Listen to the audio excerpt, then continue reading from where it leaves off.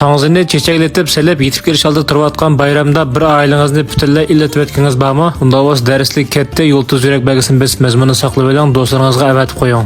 Oldi bilan qozonga 1 kilo 200 gram suv quyib olgandan keyin 10 gram kabobchini selib 10 minut bo'sh o'tda qaynatib, sovutib tayyorlab olamiz. 1,5 kilogram unga 3 tal tuxum chaqamiz. 120 gram shakar, 180 gram qisha may qo'yamiz. Takshi aralashtirib bir qatim yo'g'irib o'tgandan keyin 550 gram kabobchini suyini quyib, xamirni yo'g'irib tayyorlab olamiz. Yaxshi mazmunlarning ko'proq taqilishi uchun inkas rayini ko'proq gullarni avatib qo'ying, yulduz belgisini besib qo'yishni unutmang. Xamirni yo'g'irib mushalat kelgan vaqtda dasni yepib 10 minut atrofida tindirib olamiz. Vaqt to'shqandan keyin xamirni ambalgalab ravurs ishlab, xamirni pilt qilib olgandan keyin filmda ko'rsatilgan bo'yicha kesib tayyorlab olamiz. Xamirning zovusini tavlab, mo'nak holatga aklab olamiz.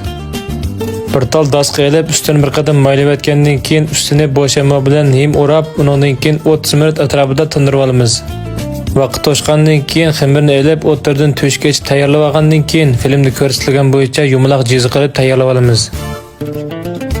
Yumaloq jiz qilib olgan xamirni bo'shama bilan o'rab, yana 15 minut atrofida bir qatam tindirib o'tamiz.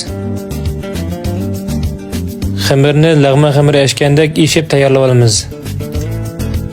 Xamirni filmda ko'rsatilgandagidek yo'g'ib olgandan keyin xamirning tomliqini cho'ka tomliqida qilib, sozib tayyorlab olamiz. Orasiga 2 tal cho'kini o'tkazib, filmda ko'rsatilgan bo'yicha sang'izini solishga boshlasak bo'ladi.